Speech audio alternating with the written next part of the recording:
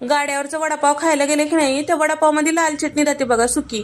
ते दिसायला बी छान राहते आणि खायला बी मस्त खमंग लागते. मग मी घरी येऊन करून बघितले बघा. 1 पाव किलो बेसन पीठ घेतले आणि थोडं हळद मीठ सोडा टाकून घेतले, पाणी टाकून छान पातळ पीठ तयार करून घेतले बघा.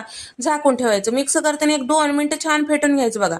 मग आता हे चटणीसाठी लसण आपल्याला ठेचून घ्यायचं आहे बघा. साल काढण्यातच ठेचून घ्यायचं. 25-30 लसणाच्या पाकळ्या ठेचून घेतले.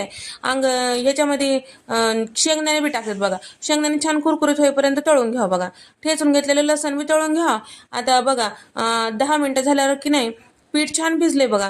हात मध्ये टाकलं की नाही छान असं तार पडलेले बघा. या पद्धतीने पीठ पाहिजे.